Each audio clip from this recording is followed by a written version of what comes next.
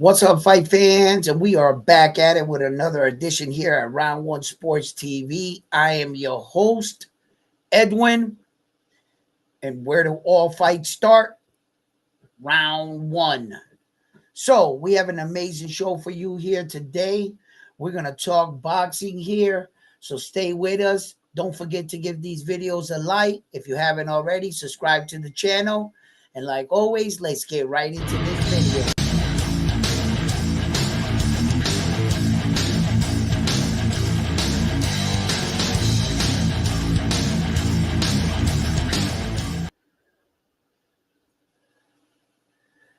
So what's up, fight fans? Uh, I thought we'd get on today and talk a little boxing. You know, we have a lot of boxing still to come with this Tyson Fury fight. And everything that's being said.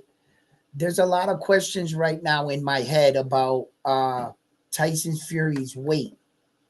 And I think that out of all the things, that's the most alarming to me. That what is his strategy, coming in a little bit heavier to try to punch harder, or I don't know if this is going to affect him in the fight, affect the longevity of the fight. If the fight was to go into the later rounds, how would this play out for Tyson Fury? And a lot of us are looking at it like, is he taking this fight real serious, or he's going to look to cash out on one final big payday? I'm not really too sure, but signs are not really pointing in the direction that I'm more confident with Fury in this fight than I would have been the last fight. Keeping in mind, if Fury was to lose this fight, he would technically, in my eyes, be leaving the sport of boxing on a 3-fight losing streak. Technical in the books, it's only going to count as a 2. He would end up losing to the same man. So when many people criticize Wilder losing to him multiple times, he stands to be in the same scenario where he looks like he might just be defeated by the same man. And once Usyk beats him, he's going to get past him, and heavyweight division is going to continue to live on. Speaking of the heavyweight division, Klitschko coming back, Manny Pacquiao wanting to secure this fight. I'm not sure. Not sure about this. I think that a lot of fighters seeing old legends cash in on big nights, and they're looking to do the same. So I'm not sure about this situation right here. All fighters are not the same, and tell me what you think. Tell me what you guys think. And thank you for joining us here in the chat. What's up, chat family? How you guys doing? And yeah, it's just a touchy situation because I really don't want to see my legends go in there and take a beating. I'm really not up to seeing Manny Pacquiao try to fight some of the top guys right now and thinking that, he's thinking of the man he once was. This kickboxer dude came in and put the mitts to him. Like Manny, that, the real Manny Pacquiao would have beat the crap out of that guy. So Manny, like, uh, uh I got mixed feelings about that, and I guess I'll touch on that on a later date. Um, but we witnessed one of the biggest upsets of the year when we saw Jaime Munguia get knocked out. Salute everybody in the chat. When we saw Jaime Munguia get knocked out, I said to myself, it made me think about a lot of upsets, a lot of one-punch knockouts. It made me think about old fights. I'm really showing my age now because I'm already the first fight I thought about in my head right now was Sugar Ray Leonard, right? When he knocked out Davey Boy Green. And I believe it was the 4th round. Yo, he hit him with that comment. It was so fast. At the time when I first watched it, Not even sure if I watched it live on the reap. It had to be live back then, huh? I guess so, right?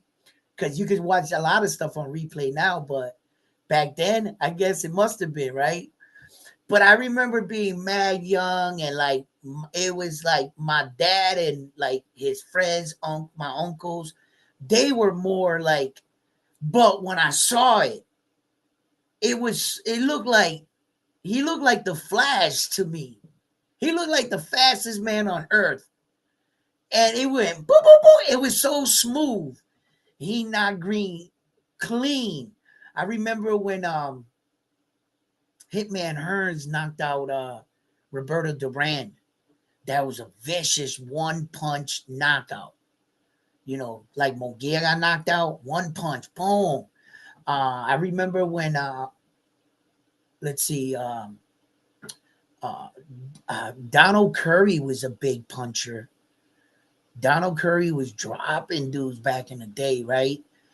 He ended up getting stopped by Michael McCullen. Michael McCullen knocked him out. I forgot what round it was. It was a one punch left check hook. I remember that shit though. Michael McCullen was shelling up like this, and Curry was coming in, and like Curry was like, I felt like he was winning the fight at that point, you know. And McCullen just stepped to the side and said, "Boom, one check hook, bro." And yo, he was out. He stretched him. His hands was out like this. I was like, "Damn, bro." I remember when Michael Nunn shocked the world, right? When he won his first world title, he was an underdog coming into that fight. Michael Nunn, uh, uh, uh, um, uh, Callum Bay. He fought Callum Bay, the world champion. Yo, I thought Callum Bay was gonna rock Michael Nunn. Yo, he was a young dude. He had like that flat top. Remember? He had like a flat. And yo, Michael Nunn came in there. And Callum Bay he leaned in. And Michael caught him with that like uppercut. It didn't even seem like nothing. At the time you're watching it like this. And he just goes, boom, like this. And I thought he was just, Callum Bay was just going to come up and be like, okay, like that. He just fell. One punch. He was like, boom. I was like, and then Michael Nunn got destroyed by James Toney. James Toney put the mitts to that man. And yo, he was on the out, like the rope was right here. His body leaned in. The referee did him dirty in that fight. Y'all remember that fight? The referee, like technically he went down. The referee was supposed to step in and do his job. Yo, he let James Toney right in the front door. James Toney went boom, boom, boom. Yo, he just went like, yo, that was crazy to watch. Some other big moments, cause at that time, like Nunn was hot, bro. James Toney was one of the best boxer punchers I've ever seen, to tell you the truth. The things that man did going up through weight divisions, the way he fought, he got his ass whooped against Roy Jones, right? I thought he was going to do a lot better against Roy. I really did. For the kind of performances he was putting on, and he just had this confidence and cocky arrogance about himself. James Toney, like this, he had this unwavering confidence about himself, but he had the skills to back it up, though. James Toney was, like in his weight division, in James Toney weight division, I don't think there was a lot of guys that would have beat him at his best, like in his natural weight division. But he was right. I never thought he was gonna get as big as he was when he started. He was real skinny against Michael, right? None. He was real skinny. I would have never thought he would have fought upwards to the heavyweights like that. No.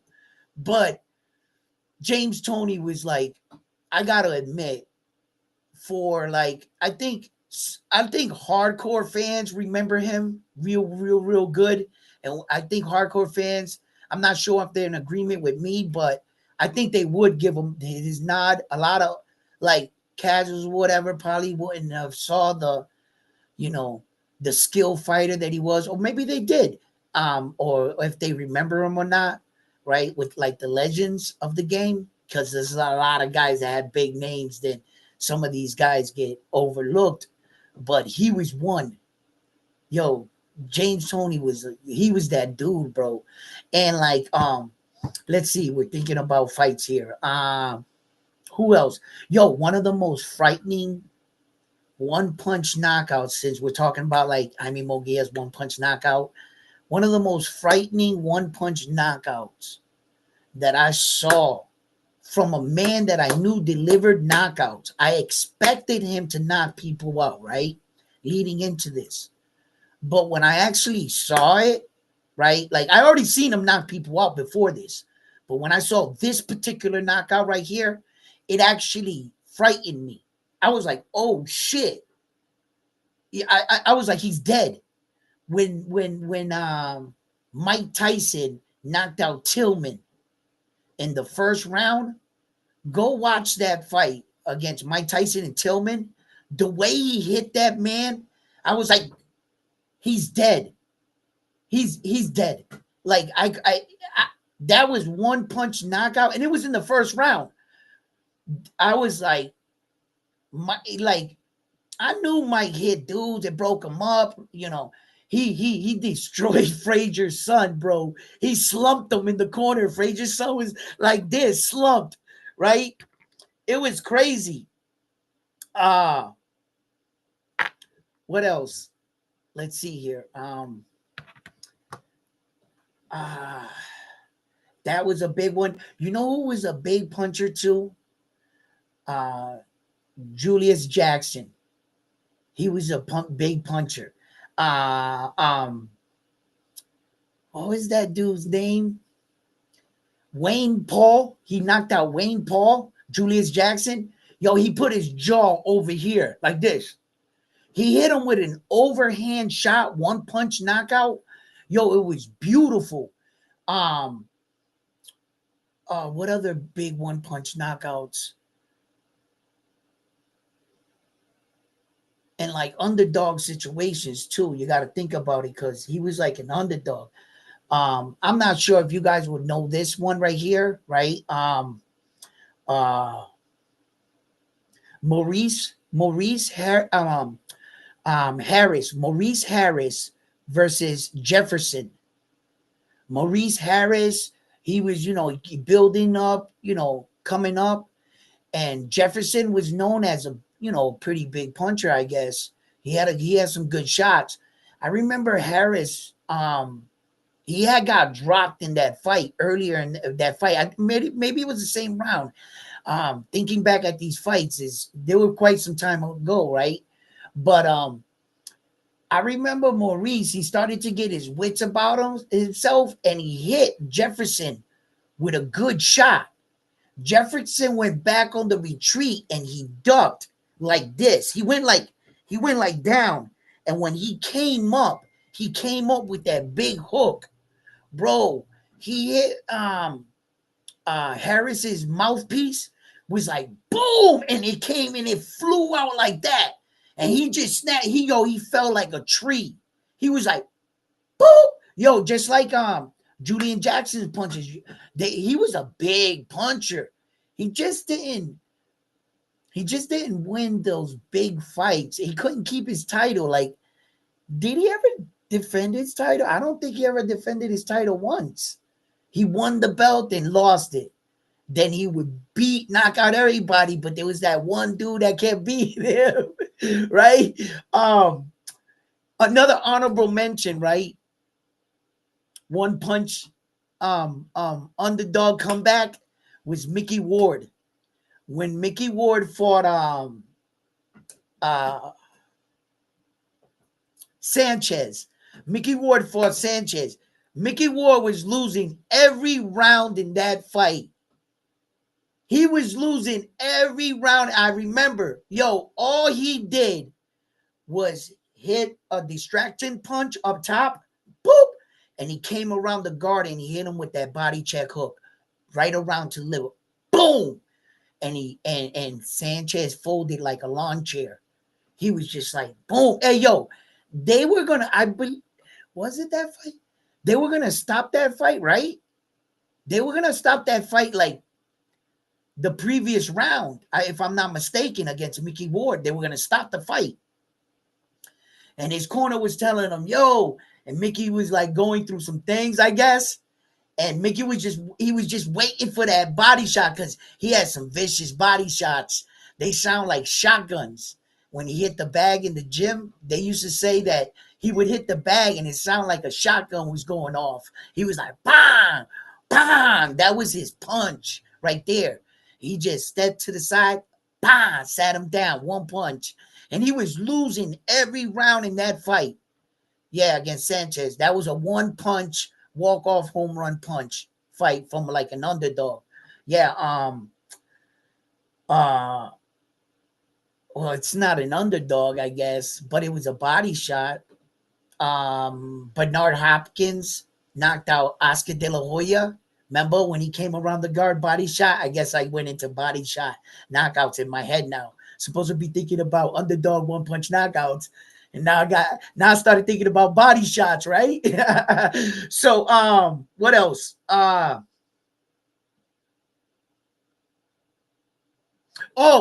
oh, what's his name? John Jackson fought Andy Lee, right? John Jackson had Andy Lee hurt. He hit him with a big shot, boom, and Andy Lee dropped, right? Boom. So Andy Lee gets up and yo, what you zooming on the Oya for? Maybe it's time to start talking about my man. That was a sign. Nah. Yo, and young Jackson, like, you know, he's been in some big fights. He's been dropped and shit. Yeah, but he was real. He got set up for a trap. Lee baited him that whole time. Um, Not that Lee was faking anything. No, he got dropped big.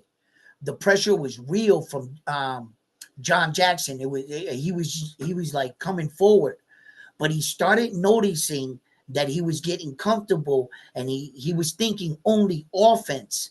He wasn't expecting a punch to come back at all.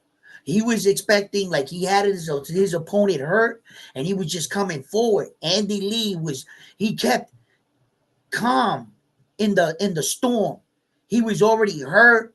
The crowd is cheering. This guy's coming forward, throwing big shots at you, and through all that, man, he knew what he was doing. He kept calm, composed, and then all of a sudden he just let it snap off, and he let a right check hook, damn, and he caught the young man, and he laid him out one punch, bro.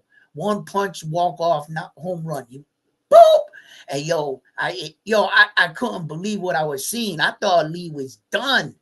When I saw that fight, I was like, yo, Lee's done. I said, Jackson got him. It's over with. And I could not believe it. And then, but as soon as he hit him and the way he fell, I knew it was over immediately. There was no ifs, ands, buts about it. When a man falls like that, he gonna need more than 10 seconds. I tell you that much to get up off the ground. And if he gets up, he's just gonna stagger his legs. He's gonna have Bambi legs. He's done. He was done. And that was a one punch knockoff, walk off, boom. All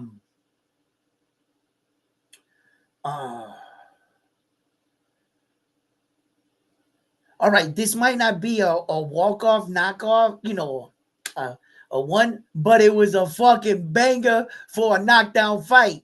Remember when Jose Zepeda fought Baranchyk, and Baranchyk came in with those black shorts with the green lines? Jose Zepeda, they started going. Baranchyk dropped them. Boom! I think Baranchyk dropped them twice first. He dropped Zepeda twice. Then Zepeda dropped him. Then Baranchyk drops him. Then Zepeda dropped him. There was like, how many knockdowns in that fight was? Like six, 7 knockdowns in that fight. It was high. It was high. I can't remember the amount of knockdowns by each fighter, but if you ever want to see a fighter that is a real like it was it was a little sloppy, yeah, a little bit wild, but boy, did it have a lot of knockdowns. Yo, it was like at first, I thought when Baranchyk caught Jose Zepeda, he went, pow, right? Jose Zepeda goes down, boom. I was like, oh shit, this is over. Now, Jose Zepeda was coming off that big knockout over that Puerto Rican kid, right? That he knocked him out in New York. Yo, that was embarrassing. Right? I'm not even going to mention the name. I'm sorry, kid. But so Jose Zepeda, he was right on high. So he gets caught by Baranchyk, pow. I remember saying to myself, damn, he might not come back from this. And then he drops Baranchyk, bow. And I was like, oh shit. No sooner I remember that Jose Zepeda drops Baranchyk gets up and drops him. Boom! And drops him. Then he gets up. Yo, it kept going like that. They go, boom, boom, boom. Rock'em Sock'em Robots. Those were some pretty cool fights right there. When I'm thinking about that, Big George Foreman had a couple when he came back. George had a couple walk-offs. Yeah, he did. I like when he fought Rodriguez, George Foreman, because that felt like a more of a heavyweight matchup. It felt like he wasn't fighting these guys in these bars or rinky-dink places anymore. Rodriguez was a good heavyweight. When George Foreman went out there and knocked out Rodriguez like that, I, for one, was like, and I was real young in the sport. I couldn't really determine where George had came from and who he was now. All I knew that my dad would say some shit about George, and I heard a lot of commentators criticize about him. The rumors that he was the world champion, fought Ali, that was all out there. But we didn't have social media back then like we do now. So when he did that, the respect that like my dad or anybody that was around during that time, the way they were talking about George Foreman, I had knew that he had did something special.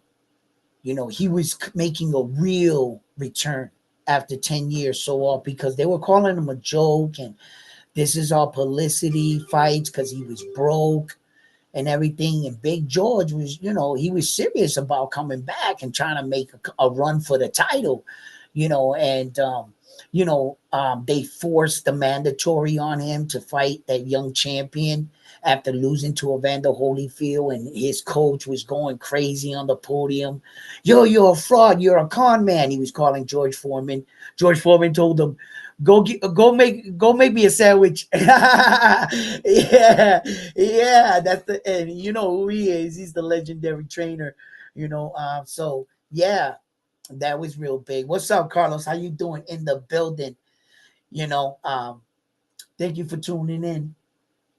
So like, uh, there's a lot of big moments in sports where that underdogs won. I could think about a lot of the one punch knockouts. Uh, but Jaime Munguia the other night, this late stage in his career, in this point of his career, right? He has so many fights that if you were to really think about it, he shouldn't be making these kind of mistakes. If Jaime Munguia had this thought process, is like, you go into a fight and you go into training camp, you learn what they teach you, and you quickly forget everything and you walk into the door like a new student every time. I've seen men that have that kind of thought process. There's men that there has to be moments in a man's career where he takes control of it, where that he starts initiating to be better at it, not just allowing them to call practice, not just allowing, and then after practice doing everything else that that the world offers. You're only in shape when they tell you to be. You're only training when they tell you to train. Some of these fighters, uh, they live boxing 24 hours a day. They're either watching film, studying, talking about it, looking in the mirror, practicing a punch, going to train, then going to therapy to heal, massages, whatever. Their life evolves and around their craft, and they're building to get better.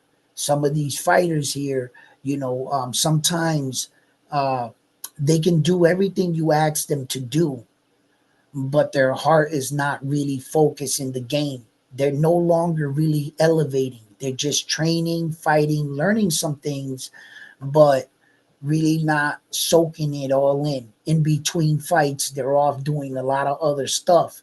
So it's hard to come back. It's kind of like playing that video game, Call of Duty or whatever, right? For like a month straight. You put that controller down, I'm telling you, for 5 days. 5 days. And you come back and pick that up, bro, you'll be what we call a bot. You'll be getting killed all the time until you adjust, right? And if you don't keep playing it, you're not going to get better. Same thing with anything in life, right? Uh, Jaime Munguia is just, it's a little alarming for me to think of him as having this many fights in your career, and you're still getting criticized for the things you once got criticized in the beginning of your career. What was it? You get hit too much. They're still saying that about you. Think about it. Think about it. You know what I'm saying? And it's like, damn, man.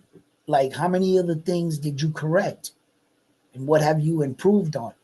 How much better, honestly, have we seen him get in his last 6 fights? Jaime Munguia. Honestly. And then when you see shit happen, it really exposes you, because at the time, the fighter can be riding on a high. We all gave him a pass for losing to the one and only Saul Canelo Alvarez, because we all felt there was no shame in that. But he goes out there against a relatively unknown, and he basically made this guy famous. One, for the way he allowed him to knock him out. This guy, not even being a big puncher with only 4 knockouts, Bruno came in there. Yo, I'm telling you, man, one punch knockoff. He put his jaw on the bleachers, man. That was a grand slam. That was down in the 9th inning. I said this on my previous live. I felt that Jaime Munguia going into that round could have won the rest of the fight with his jab. He should have stood disciplined. He started chasing the guy. He started pushing the pressure. He started doing things that he shouldn't have been doing. Those weren't the things that were winning you the fight. What set that punch up for you was your patient. You were setting up the punches. You were working the angles. You saw it. Boom. Snapped them. He dropped them. You started seeing that he started getting more with the defense and covering up more. And Jaime Munguia was wanting to finish the fight. His head was already in the club. I'm telling you, it was already in the club. And then he just started applying pressure rather than doing what he was doing in the earlier rounds, being patient, setting up his punches, working off his jab, you know, um, parrying, and blocking his jab, and then countering off of it, reset, slide, step back, not go tall back, but just step back. He was doing all of it. Then all of a sudden, he just started going in forward, and boop, he was on the floor. I was like, no way.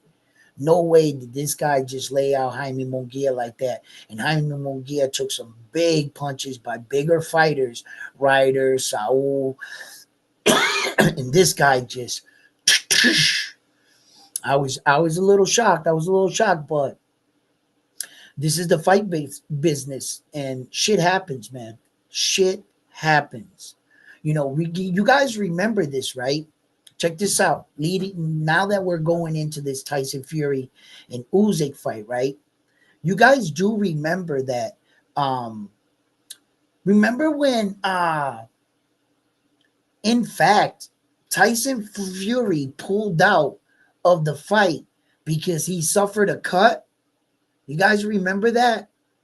When he suffered that cut, the fight, he pulled out of the fight. And then they went back and Usyk wins it. So shit in boxing has happened.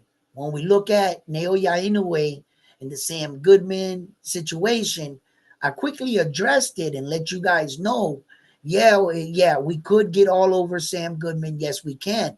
But let's just remember that leading into the Stephen Kubo Fulton fight, Naoya Inoue suffered an injury. And he needed 30 days to get his shit together. And he promised us that he was going to fight against Stephen Kubo Fulton. So just keep it in mind that shit does happen in boxing, and Naoya Inoue had to see that, right? Because before him and his PR team starts to point at Sam Goodman and say, "Oh, you're a duck, you're faking an injury," they were, "Yo, bro, didn't you get injured? And didn't you want 30 days? Did they give you the 30 days? And were you able to perform and give the fans what they wanted? Did you get a chance, Naoya Inoue? Yeah, well, then you got to give Sam Goodman one. You don't have to, but I think it's only fair. I think that's karma. I think, look, it once happened to you and you wanted the world to understand it. Now that it happens to him, all right,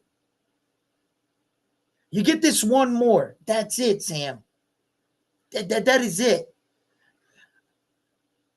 Uncle Bob knows he has to have a contingency plan because you can no longer, just put everything in Sam Goodman's hands. The night, people buying tickets, etc. You just, so he's gonna have somebody. Bob always got somebody up his sleeve.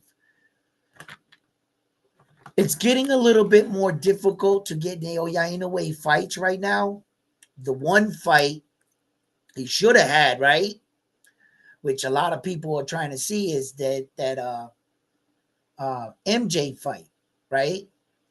And for as much noise that MJ Akmadalia and his team is making, and all these accusations of Naoya Inoue being a duck and ducking him and avoided him, Naoya Inoue with one simple text reminded the world, why would I duck a guy that I already knocked out the guy that beat you?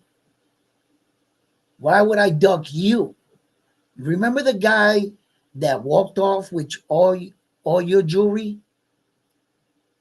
Yeah, I knocked him out. Why would I ever be scared of you? Why would I avoid you? Or would you say, this has to be a management problem, not a fighter problem? On paper, the WBA is saying that he's a mandatory, right? He is. He has 3 other mandatories as well. Ed Hearn said, I wouldn't expect him to pick him as a voluntary, knowing that means that Naoya Inoue's team has an option to pick him as a voluntary. But he didn't say a mandatory. But either way, mandatory, voluntary, he's number 1. But isn't Sam Goodman number 1? And now isn't David Picasso number 1? Yes. Which man is more worthy? Sam Goodman got 2 number 1 rankings. I think 2 is better than 1. But I'm not sure if they would see it like that. So the real way they see it is a boxing order. Who's next in line?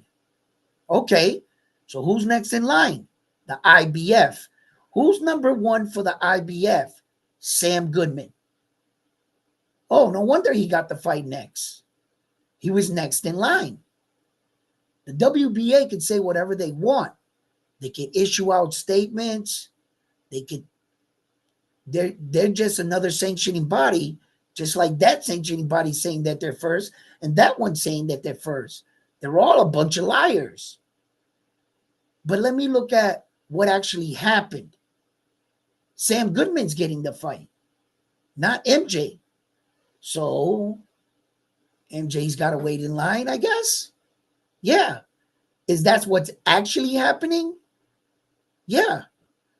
How is Naoya Inoue a duck when he did your dirty work? And as a matter of fact, MJ Agmedalia, where are your belts? They're around Naoya Inoue's waist.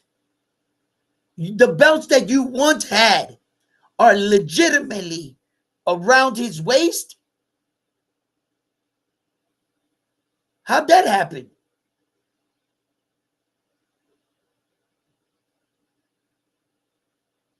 You're still next in line. I mean, am I going to sit here and cry about who's ranking or who's that? Or I'm not sure. But if my logic serves me correctly, right?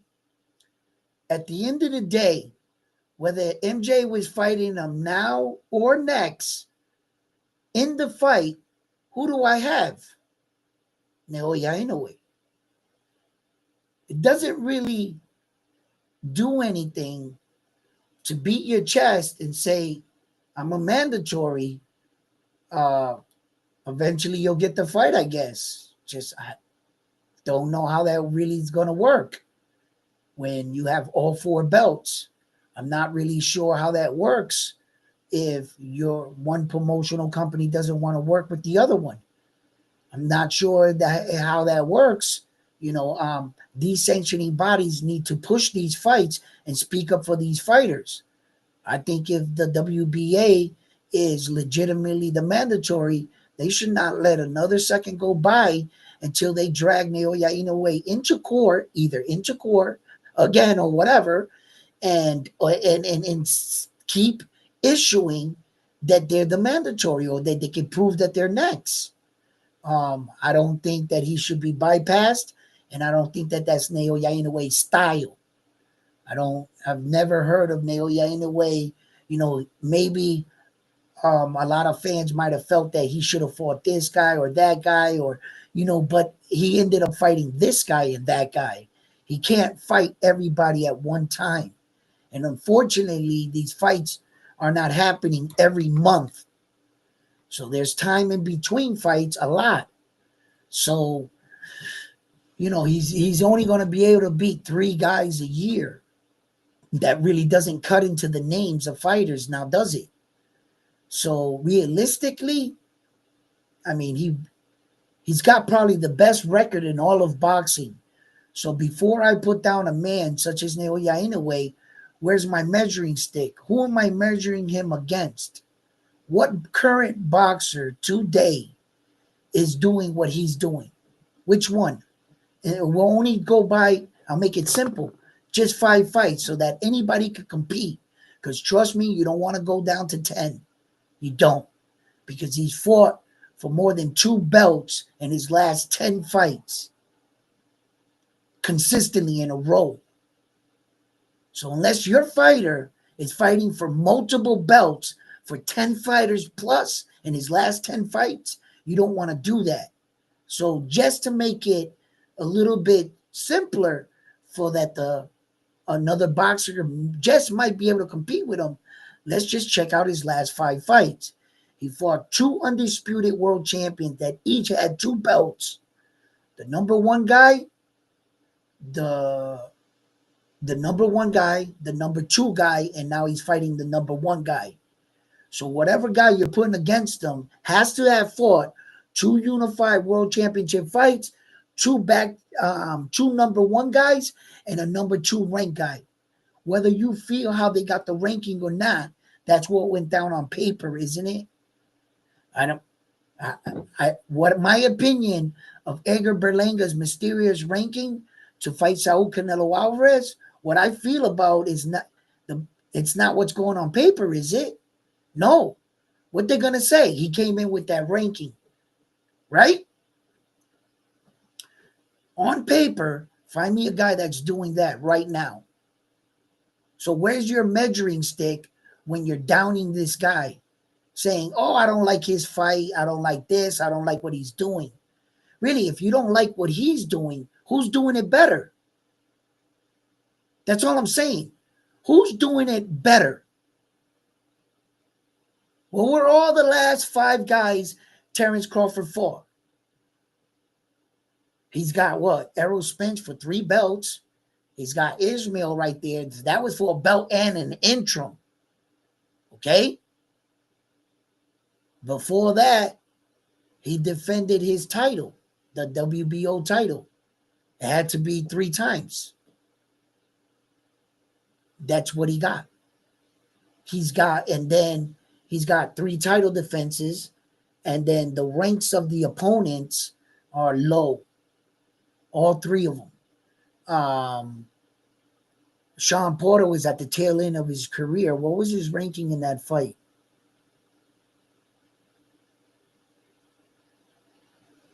I can't remember. In Terence Crawford's last 5 fights, yeah, that's it. But Naoya Inoue has all 5 title defenses too.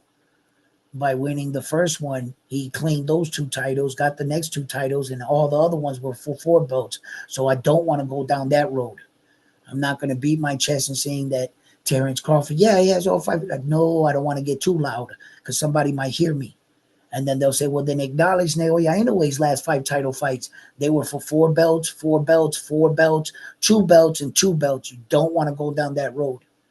Let's just keep it simple because you're going to get destroyed.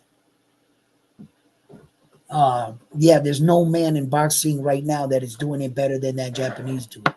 So who am I comparing them to? I'm not sure. Yeah, Usyk didn't do that. Dubois' ranking wasn't that high. Um, Nobody who unified 2 times, 1, 2, and 1. Nah, nobody's doing it better. No, no, no, no, no. There's this. Wait a minute. There's this other Japanese dude. He's got like. He was coming. He. Damn. I think he lost. He might have lost. He had like all the WBO championships, and he was coming up and he unified in like 4-weight division, like at a record pace. But I believe he lost. Like, there's a lot of fighters that are flooding my head right now to think of a guy's record to beat him. Because honestly, if there's a guy that's close or anything, I would have brought him up. But it's like remarkable that, I cover the sport that I love. I love combat sport. I love boxing. And I love the best men and women to do it. Clarissa Shields now is getting a lot of criticism over the fact that she's fighting a 42-year-old fighter. And then, what doesn't strengthening her case is the fact that, okay, you could say the lady's 42 years old, right? Okay, that's, some fighters age well, better than other fighters, right? Okay. But then you start looking at her competition and you notice she never beat anybody with a winning record, like more than 2 fights. Like the toughest girl she fought had 3 fights. So this is like a lamb being brought out to slaughter for real. If she did that at the heavyweight division to that girl, like, so it doesn't strengthen her case when she's trying to yell the GWOAT over Amanda Serrano, and Amanda Serrano's fighting like fighters like Katie Taylor, the decorated champion she is, and then you're fighting a 42-year-old, see, those are things that, sometimes all fights are not equal. and we got to look at these fights objectively, in order to judge them. I remember lots of fights and good battles and even great wars. And through all my years of watching, you know, skilled boxer, great punchers, boxing technicians, brawlers, unorthodox fighters. Um, Through all my years, some of the men and women that did it the best, that's when, uh, at first, I guess, you're impressed, right? Then you see it too much. Then you start to see that no one's going to beat them. And then little by little, you start to wish somebody would beat them. In sports, sometimes you do something too much, fans could turn on you. You could have those loyal, diehard fans that'll never turn on you. And you could have those ones that are just basically in it to see a real good comeback story. Everybody loves a good comeback fight. Fights like Mickey Ward versus Arturo Gatti. I mean, those were like, just as soon as the first fight was over, the first thing I thought of was, I want to see that again. That was the first thing I said in my head. The minute that fight was over, the first thing I said was, I would like to see that again. Those kind of fights, are the reason why, you know, I do what I do now. Now, as I'm older and wiser, and I really understood what fighting is about. It's a true art. It really is. It's where you have to have your shit together, even in the most harshest of circumstances. You could be getting punched in your face. And I've seen fighters like we were talking about, Lee versus Jackson. He's getting punched and he got dropped, and he was going backwards, and he was trying to get his bearings together and his footing. And then you got this young, strong fighter just coming forward, looking to knock your head right off of your shoulders. And throughout all that, to have the understanding to recognize your opening, to recognize the setup. He even baited. Lee put his hand down here, lower, to get him to come in. The hand, by not being here, that was a trap. That was a trap. He set the trap. He put his hand down. He was hurt. He was getting his wits about himself. And he was in that moment where he was saying, come on, man, come in the door. And he did. And he was like, bam, bro. And boy, did he let him have it. Those kind of situations, those moments bring me right out of my seat, man. That's what I live for, right there. I remember the time I publicly knocked out a dude the first time I ever knocked out somebody like in the street, right? I don't know how old I was, about 14, 15, some shit like that. And I remember it was an after school fight, and we met in front of the city hall, because right in back of City Hall is where we did our fighting. There was like this big field of grass, and we would go back there and just fight. And we was all like an alternative school, like BD, bad school and shit. And I got sent there for stabbing a kid in my class with a pencil like 4 times. So they sent me there. So we were fighting in the grass field in back of the city hall. We were supposed to. So the kid's name was I don't want to put his name because he still lives in my city, right? Uh, so anyway, I end up knocking him out. Bang! Right? He goes out. He fell like when I hit him, and he went that way. He fell like this. And he was out. His hand went stiff and started shaking. And I knew he was out. I was like, oh shit. In the moment, I wanted to start going, yeah, right? Like I want to but you got to play it cool. You got to play it cool. So I had to act like I'd done that 100 times. Like I hit the walk off, boop, and like you know what I'm saying? In the bro, when I got home to my room, right? Because I let it all out, right? Because in the streets, right, and you got girls watching. You want to make them think like, baby, I've been doing this. This you don't know this is what I do. Like, you know what I mean? You know what I mean? Shit, right? Yo, I was shocked. I ain't gonna lie. I didn't know I had it in me. I always dreamt about it. I'm a kid. Yo, listen, when I was skinny, I was scrawny. You know what I mean? And that was like, so like when you hit shots like that, you know, my man came into that fight 4 knockouts against Jaime, man. He's not known as a big puncher. Boy, was he swinging though in the first round and two. He was swinging like strong. I felt like he was swinging strong. And I don't know what round it was. Maybe it was the first round or second round. There was an exchange that him and Jaime went into the exchange, and my man clipped Jaime in the side of the head. And I did see Jaime take a funny step. If you go back and you watch the fight, I'm telling you, you're gonna see it. You're gonna, oh shit, yeah, right. And I was like, oh, okay, you know, but he wasn't known as a big puncher. That just goes to show you, you know, there was a lot of things that were playing into the moment leading into the knockout. One, Jaime Munguia threw a lot of punches. He was in between trying to take a breath. You know how like in a video game, you push your stamina bar and the stamina bar goes low, it got to charge back up.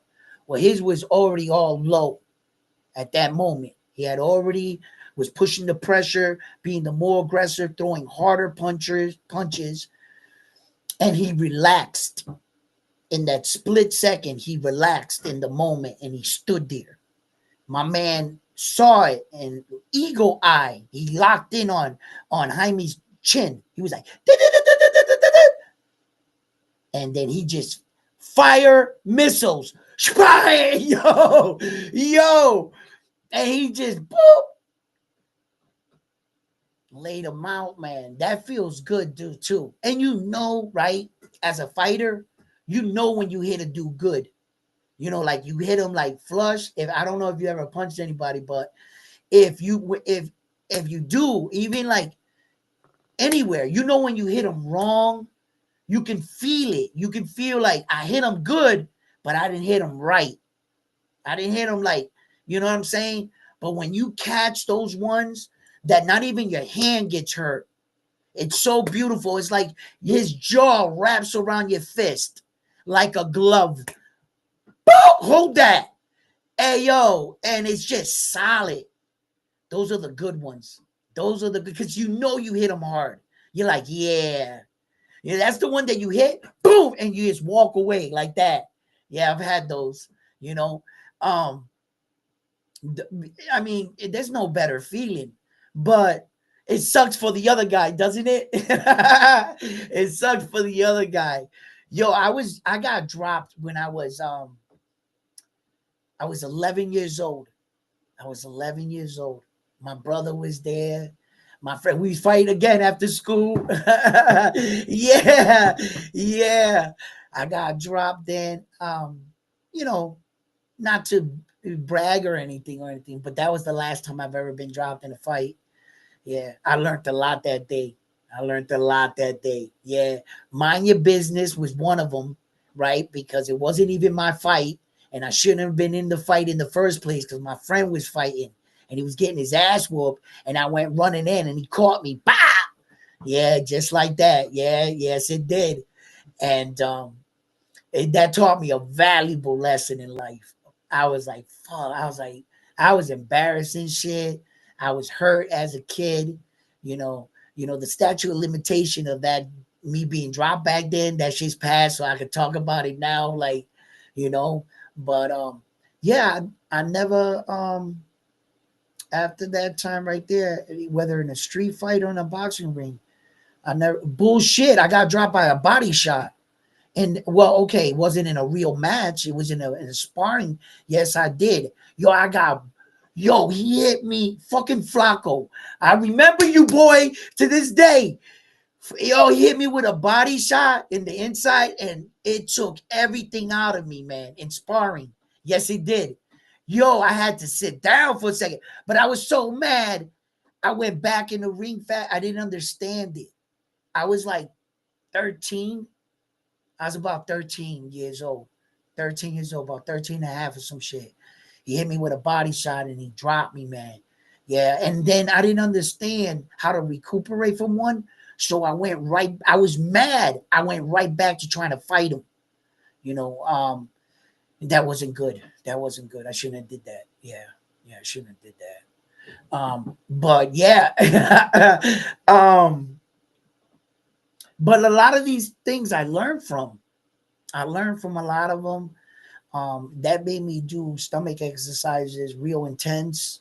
I saw the value of learning how to exhale and inhale when you take a body shot, and you really don't feel them. But they really start to sap out your energy, but it's like you're not aware of it. It's like by time you get like in sparring, we would spar like 6 rounds and shit, right?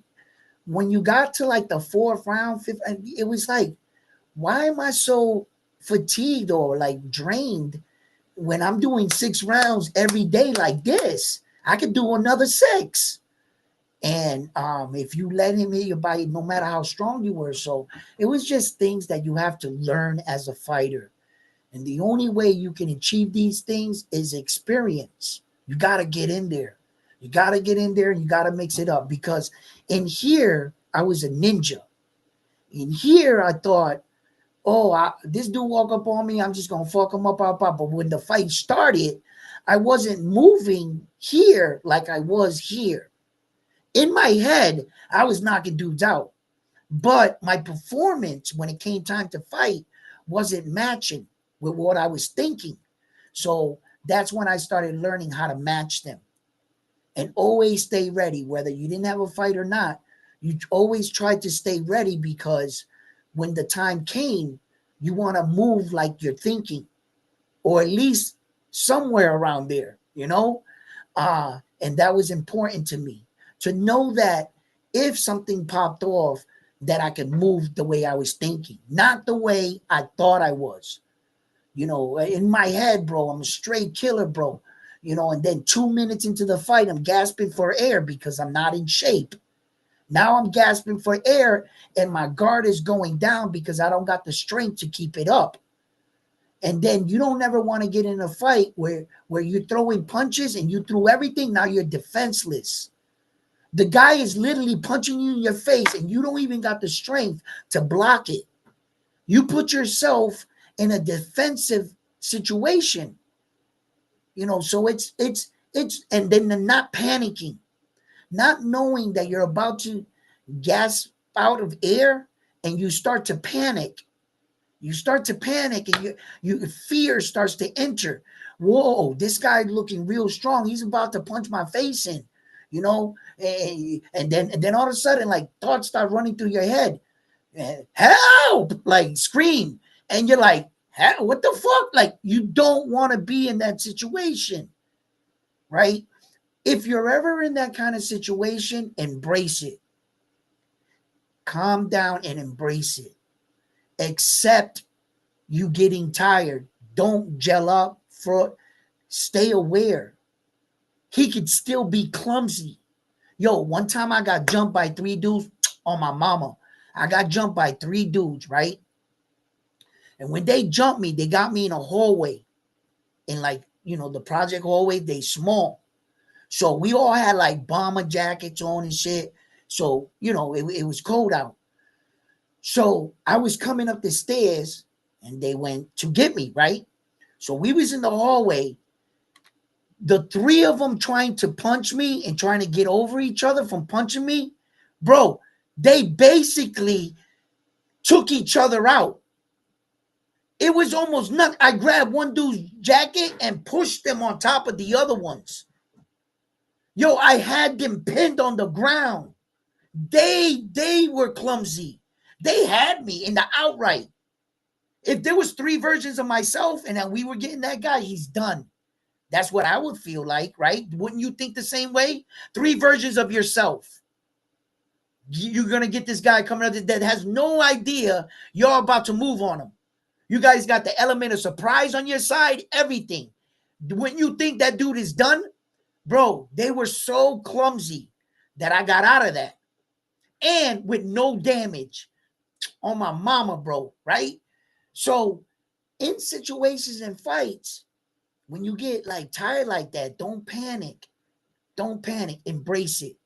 Watch when you embrace it and you're like, whatever happens, come on, baby. Watch how a sense of calmness is going to come over you. How much easier you find it to catch your breath, your breathing, all of a sudden. You're not panicking. You're not hyperventilating.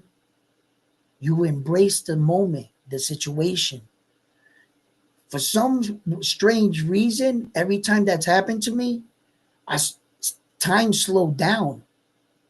I could see everything he was about to do, even though I was drained. I was gasping for air. I embraced the situation. He hit me. I went like that. I moved, and then I was stalling to come back, try to come back in the fight. And in that moment, I accepted everything that was going to happen. I thought I was finished. I was done. Then luckily I saw my man came out and he knocked him out from the side. And I was like, good looking, dog, because I was tired, right? And so I got out of that one. But I'm going to tell you right now, I remember embracing the situation, man. Whatever was going to happen was going to happen. But I felt better. I noticed I started catching my breath better, everything. And I don't know really what would have happened because I'm going to tell the truth. My man did sucker punch him and dropped him. Yeah, he did. So it's just these kind of situations in fighting that you can't pay for. You can't buy this fighting. You can't go to YMCA and think this instructor is gonna give you like 3 weeks of boxing lessons and you're good. You are gravy, right?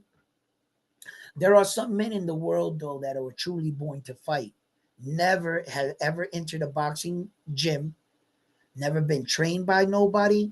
You don't gotta tell them how to fight. They just natural fighters. I've seen men like that. I've seen kids like that in the projects. Like there was this one kid. Yo, there was this one. He's still out there right now. He's probably a little man right now. He's probably in his 20s, but he should be about 27, 28 or some shit like that by now, right? Any like you guys know, right? But there were like a lot of African kids that lived in the projects. And at that time, it was like out of nowhere, like mad African families were there. And then like all the other black families, like the black folks, they were like on this side. So he was I'm not sure if you guys know what this is, a Cape Verdean. He was a Cape Verdean kid. They're dark-skinned individuals, but weirdly enough, some of them don't consider themselves black. I don't know what's up with that race. I don't know how, but that's what the kid was. So there was these African kids. They went to the same school every day. They were tall as shit. These kids, they were long, tall, right? So the Cape Verdean kid got into a fight with the African, but he was highly outnumbered. There's like 7 of the African kids. There's the Cape Verdean kid and his little brother, right? That's all I had is that, and all the other kids were scared of the African kids. Yo, they end up, I forgot what it was. I think they smacked his little brother or some shit. The little young nigga, he snapped, bro. He snapped. Yo, he started giving the mid. And I'm in my project window, I'm smoking like this. I'm looking outside of the window, just watching the kids. Everybody, I'm like, yo, what up? And talking to everybody. Everybody was outside. We all saw it. I'm like, yo, hey, yo, he started firing off on these dudes. And his form, his technique, I was like, that kid's a fighter. Yo, he beat all of them one by one. And when I'm talking about, all 7 of them fought him right there, one at a time. Like the parents and everybody else. That no, y'all ain't jumping them. Y'all ain't jumping them. Let them fight. And they let them kids fight. And one by one, one after another, he fought them all right then and there. And I was looking at it. I always wondered. I was like, what if that kid, like somebody found that kid and made him a fighter? Like he was born to fight, man. You know, I seen kids like that in the neighborhood and shit. Yeah, man. It's fighting is really based on that. It's, you know, experience and what you do with your experience. Jaime Munguia, I really don't think that for this many fights, you know, did they do him a disservice by maybe not increasing his competition a little bit sooner? Did they give Jaime Munguia a false sense of a fighter that he's truly not? Did he skate by on a couple of victories that maybe the guy showed them a little bit too much respect? This guy didn't know anything about Jaime Munguia. This guy was just coming in thinking about his opportunity and his chances. He landed a big shot, man. I talk about all that, you know, experience and everything, because with every experience I can remember in life, at least I try to learn from the next one. Yeah. And I'm not sure if Jaime Munguia is getting any better. There's concern there for me. There's concern. And now what do we do with Bruno when you just open the door for him? Bruno's about to challenge Saul Canelo Alvarez tomorrow.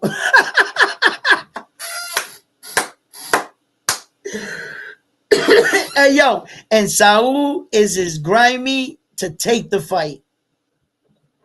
Saul be like, huh? What'd you say? Hey, yo, out of everybody that's been calling him out, right? He acts like he doesn't hear them, right?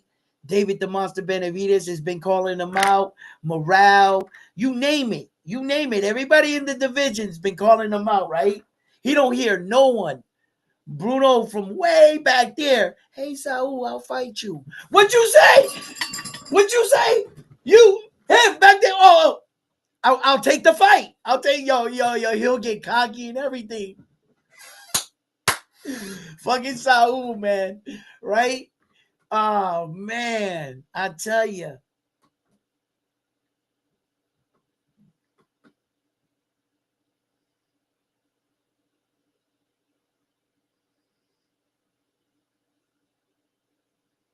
Oh, 4 times with a pencil? Yeah, I did that in school, man. I that was a bad day in school, bro. What happened was his brother stabbed me with a pencil. In fact, I actually have the lead in my chest. It looks like a little, like if I was gonna start a tattoo. And I was born in Newark, New Jersey, right? And in Newark, there was a school called Roberto Clemente Street School in Newark. There's this way that we used to cut up to get up to the next block by Seatown, the supermarket, and it was 77 steps. They've taken those steps out now. They don't exist anymore. They put all dirt there because the steps go up, and on both sides it's all woods. Mad dudes be in there. They were shooting up whatever, their bodies in there and shit. And we as kids, we would come out of school, we would cut down or go up those to go up to the projects and in Jersey, right? So they live up there. They live that way. So I had fought his brother. We was chasing him up the steps. He pulls out, he stabs me with the pencil. Um, at that time, I got stabbed with a pencil. You might as well have told me I got shot. I was like, I'm dying. I'm hit. Right. So I really like went into like this full-fledged fucking like and the Academy Award goes to Edwin, right? Like I would come on, man. I was young. I was fucking 10, 11, some shit, whatever age I was. So everybody in the neighborhood was talking about it. Everybody, blah, blah, blah, like through us kids, right? I don't think no adults knew anything about this. Like, let me stop acting like that was the talk of the neighborhood. No, I'm talking about between 9 and 8 years old, 10 years old. That was the talk of the neighborhood right there between us and our world, okay? Because we knew what was going to happen the next day in school. So when I was going to school, I remember my mom doing the traditional split down the hair, slick back like that, Puerto Rican style we had back then. And we would wait for my mom to drive off. For the girls, they had the brushes, the combs. So we would always meet the girls in the front. And I was like, let me get that brush. And we fix up and we unbutton our shirts and get flying shit before we go inside, right? So she had the pencil in her bag. Boom, pulled it out. Um, I really, to this day, I can't remember what I was thinking. I think I spazzed out. I was thinking, um, punch him in the face, right? I was thinking, I started walking by and I just, I blinked out. I just started stabbing him with the pencil in my hand. I'm not sure. I thought I was punching him and I had the pencil. No, I was stabbing him. I was stabbing him. And they kicked me out of the fucking school, bro. And yeah, they said that. Well.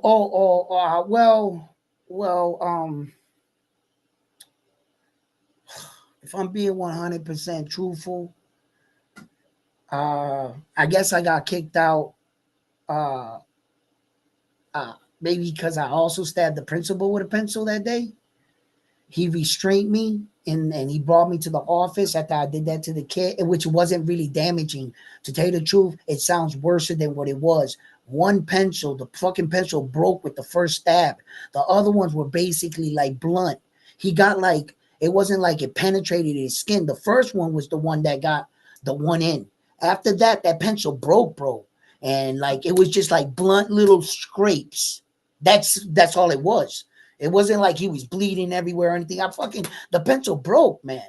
Right. So when I went up to the office, the way that he choked me up, the principal, I was crying, and I'm in tears. And I'm sitting there in the chair and he came out and called me in the office and I wouldn't go. So he grabbed me by my shirt and started dragging me in.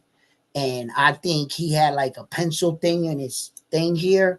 I think that's where it came from. And I reached up, grabbed it, and I stabbed him in the hand. And I think that's probably why I got kicked out. But it started with him. Yeah. So, yeah. Stupid shit, man. I was a little kid, man. You know. Yeah. Oh shit! What's up, my man, with the donation? Yo! Come on, man. I'm over here storytelling it up and shit. But I hope you're having a good time here at Round One Rich. How you doing, baby? Thank you for that butter, baby. Thank you for the donation here at Round One Sports Talk, and all your donation goes to my account that I saved for boxing. The missus knows that too. The other day we were out and she's like, pay for that. And I was like, I ain't got no cash on me. She was like, use your time card, right? And I was like, no. I was like, she was like, what? I was like, we talked about this. Like, yeah, I got the card on me, but I left my other bag. I got like a bag and I got like my American Express in there, then our card that we use for individual bills and shit like that. We got those are the main ones, and then the Chime one that I got hooked up to the account, that's my box. That's for everything boxing. That's for if I go out to a fight, you know, et cetera, you know, but never mix your money together is my biggest advice. If you got money for one project or one thing like that, learn how to separate it. It works out for me good. You know, I'm not in that situation like I used to be. Like when I would play like fantasy football and the people send you the money and you got to hold it all year. And all of a sudden you put that money with your own money. And then all of a sudden you don't win and they win. You're like, oh shit, I spent that money. I got to put it back with my check. You shouldn't be doing that. You shouldn't be doing that. That's why it didn't go good for you. And like that's I think like that. I think like jinxing myself. Don't play with this money, You know, don't ever be that guy to steal Peter to pay Paul. Try not to get yourself there. So yeah. So thank you for your donation. I said all of that to say that I'm serious about that shit, man. Like my wife, she looked at me. I was like, nah, that's Broward Sports Talk money, baby. If I buy a freaking burger or a soda, it's gonna curse my channel. Nope, I can't do it. Can't do it. Can't do it. Plus, it wasn't no soda or something. It was like $90. She wanted me to pay for the thing. It's like, all right. I ended up paying for it anyway with my other card. She went out to the car and got it.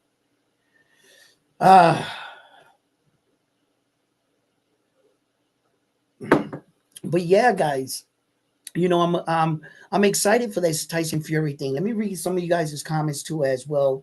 You know what I'm saying? We got Rosa here. Yo, what's up, Edwin? Shit, I already put up your message. I hope you're not saying anything crazy. What's up, Edwin? Hey, what do you think about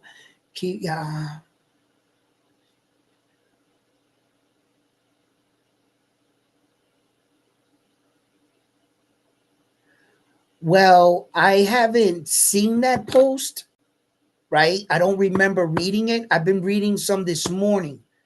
I'm not sure if I saw something on this or but being a title eliminator, okay. Sometimes these sanctioning bodies, organizations, they want you to jump through fire, man, right? And the fighter goes and does as such, and you never get your fucking shot. You know, David the Monster Benavidez was promised, no, first fight this title eliminator, you'll get Saul. He wins. Fight for the interim belt. No, it wasn't for the title eliminator. You had to win the interim. He wins it. No. That's not what we said. You got to win the interim, then you got to defend the interim title. Then you get it. He does it. They don't. You see?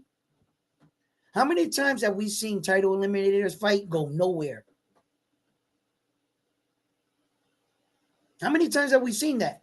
They promised this guy, hey, you win this fight, next fight, and then all of a sudden, the next fight, you see the champion fighting, not that guy. So it's good when it works out the way it was meant to play. Young Xander Zion goes in there, fights a title eliminator, and is awarded the next title fight. When it happens to play out the way it was, you know, stated, then it's a good thing. When it happens to be that they keep stringing the fighter along just to keep the fighter entertained while these two knuckleheads shoot a fucking trilogy. They done fought 3 fucking times, holding up the division. They keep making promises to these other fighters. Hey, good news.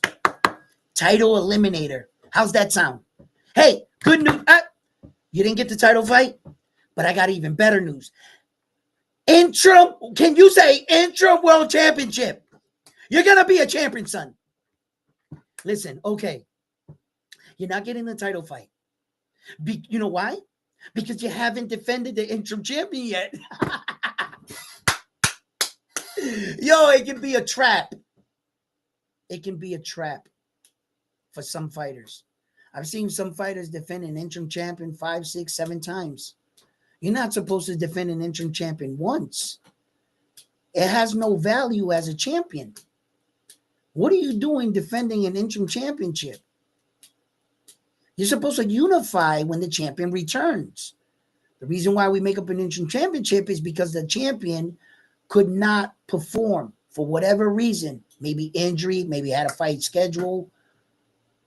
So you go and win the interim, your next fight should be fighting for the champion. Am I right? No. Boxing, they learned how to switch everything up. They was just like, what if we defend the interim belts? By golly, I think you're onto something there. Right? So yeah, man, guys. I listen. I like look, I was talking about Xander Zion and what would be his next move, right? And a lot of us hinted to the fact that would he be ready for the times, right? And is he ready now to fight? You know, the Terrence Crawfords, the Fondoras, and shit like that, right? Um, and what I think is, I think he's ready. I really do. The more I think about it, I think young Xander Zion, he has everything that it takes. I know that he's still young. You don't want to rush your fighter. He is in a very deep, shark infested division. His division 154 is very dangerous, very dangerous.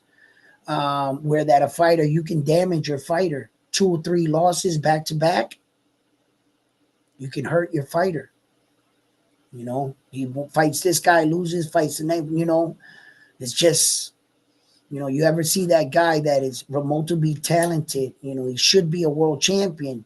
He's just one level behind the best guys, or that one ferocious guy got all the belts. You know, like Saul or something, or Terrence Crawford.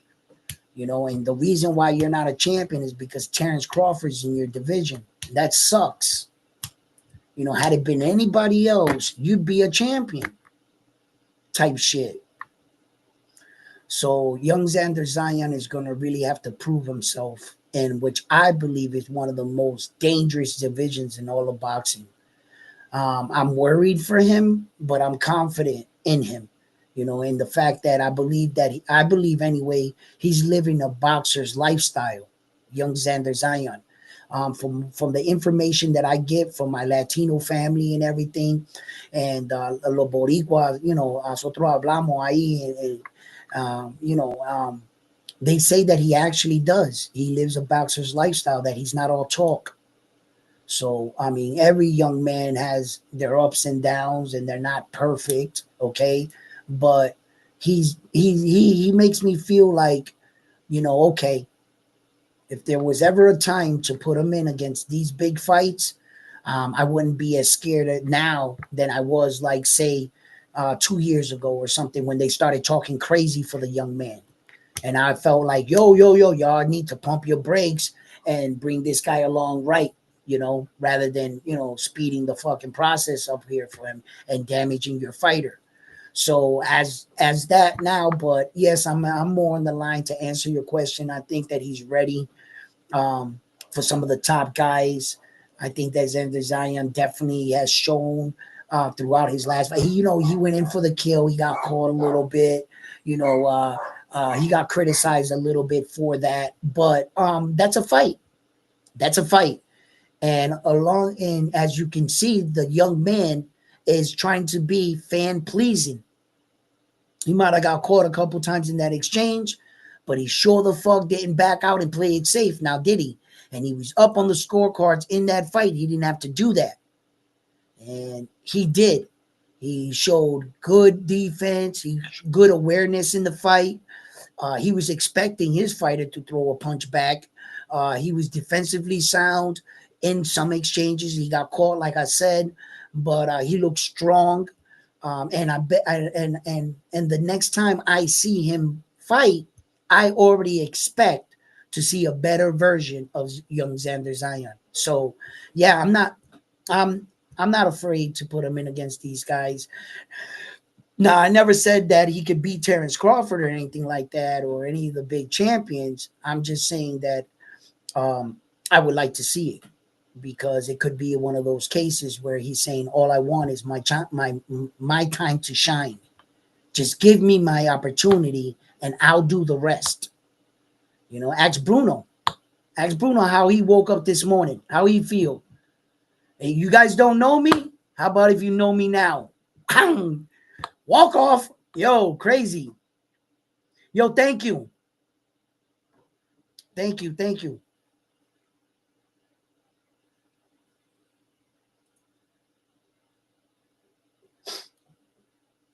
I I'm not gonna attempt to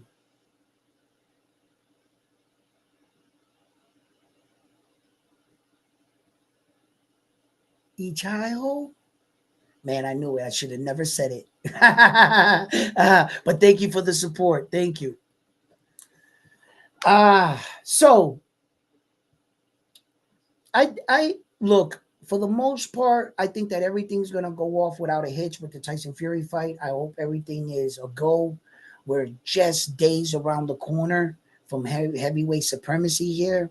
I talked about the fight. I talked about Tyson Fury. I talked about Usyk, and I said to myself about the weight and everything. And we, you know, we fight fans. We acknowledge these things.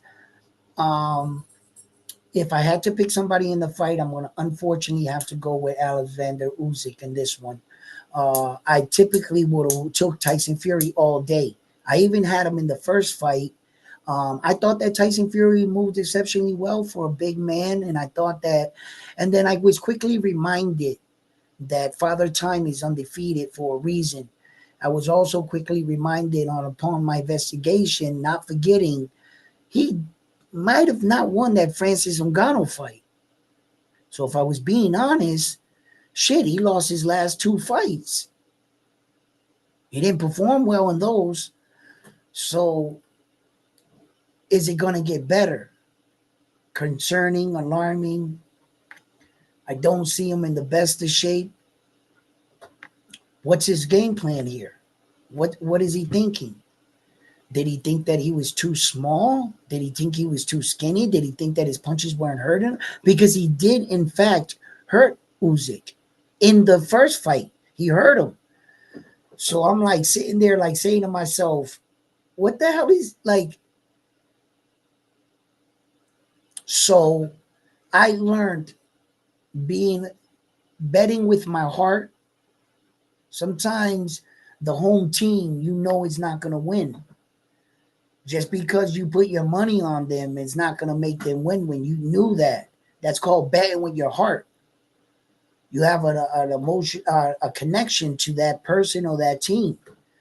When you take that out of the equation and you look at things objectively, you know, I saw him fight Anthony Joshua twice. When you fight a man twice, you're that more familiar with him. And I talked about this where that the respect factor is gone. That factor where that they say that this fighter is this and that. Once you already share the ring with him, you know what he's about. Just don't get caught big, right? But this is basically round 13. So that factor is out of the equation. So when you do something one time, the second time you do it, I bet you do it that much faster. I guarantee it. Now, this doesn't always spell out victory. No. But Tyson Fury's the heavyweight champion in two separate weight divisions for a reason. He's a smart fighter. And if I was thinking of any fighter falling asleep behind the wheel, it sure the fuck is not Usyk. He doesn't fit that description. Usyk knows how to stay focused for 36 minutes, man. He's gonna beat Tyson Fury, man.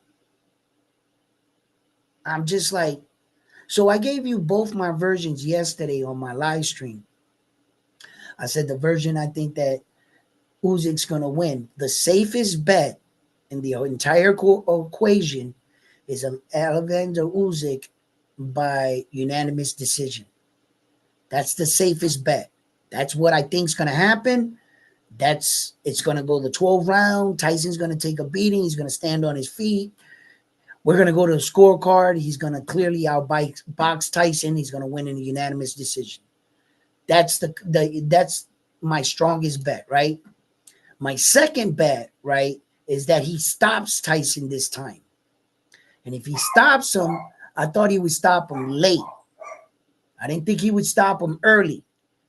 And in Tyson's side, if I see any success with Tyson in this fight, the way I see it would be Tyson catches him early. The longer the fight goes on, I think the more it favors Usyk. The longer the fight goes.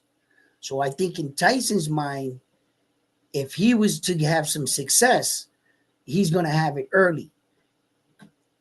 Sometimes Tyson likes to give away the 1-2 rounds in the beginning. Then he starts to initiate his game plan. He seems to fight like that.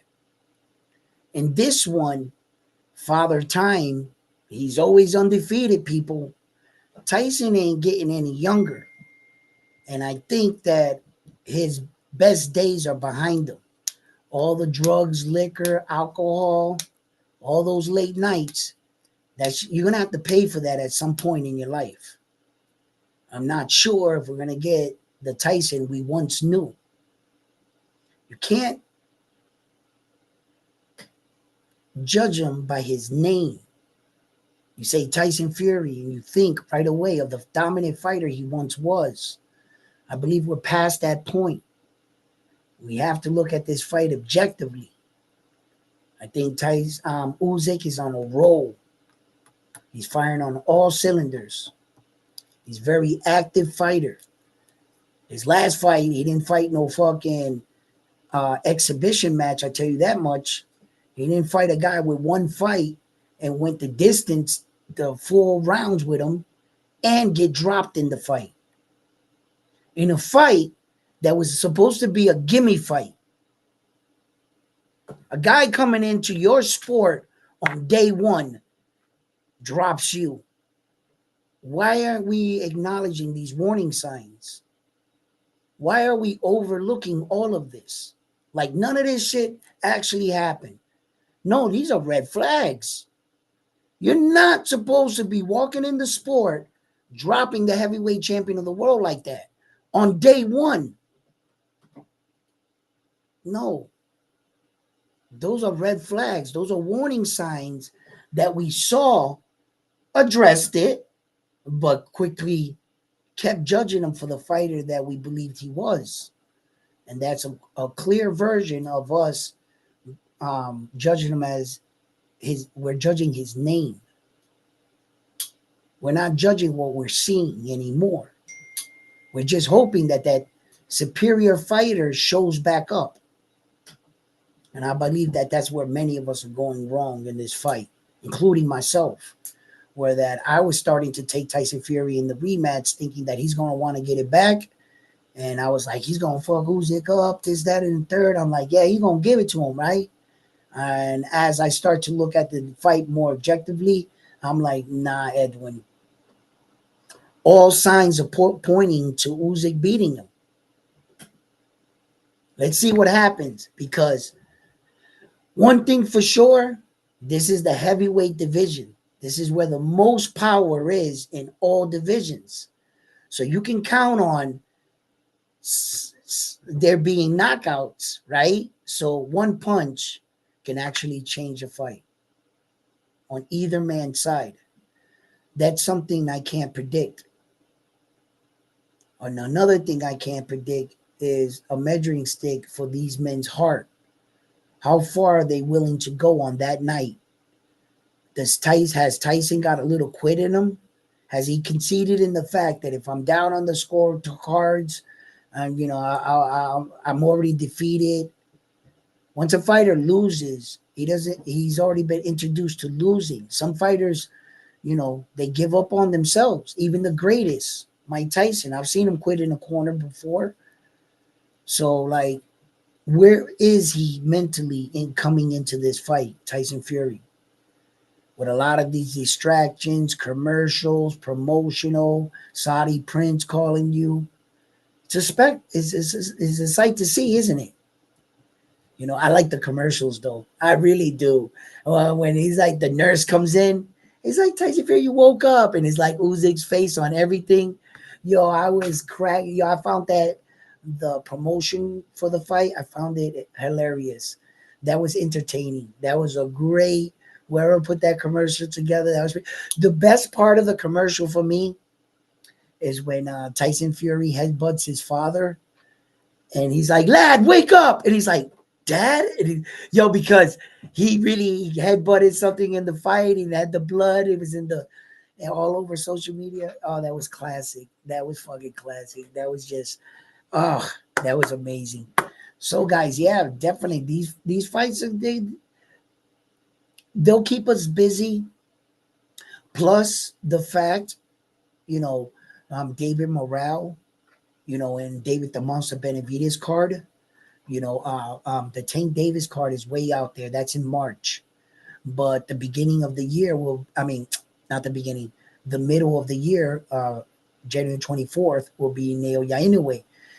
A month can seem like forever right now, but we do have some exciting fights in between time. The pressure has also been put on Naoya Inoue because, as we all know, MJ Akmadalia just fought, and as we all know, so didn't David Picasso just fight. Now, both men end up performing well, and the rumor was still that it was going to be David Picasso in Las Vegas. I know that that's Bob Arum taking shots at MJ Akmadalia's, because you got to remember that you expect this guy to give you a shot because why? You were talking shit about him? That kind of would put me in a position not to give you a shot. You smeared my name, called me duck, and all this other stuff. And then some people can take that the other way. You say, bro, you said all this shit about me. You know what? Now I don't want to fight you. And then some men say, well, then I think that's a reason to fight him. He was talking shit. Don't you think he want to quite? Yeah. But isn't that the way you think? So you're judging this guy off the way you think. Just remember that. That isn't the way he thinks, is it? So the world and the fighting thing, it all revolves on your opinion on what should happen then.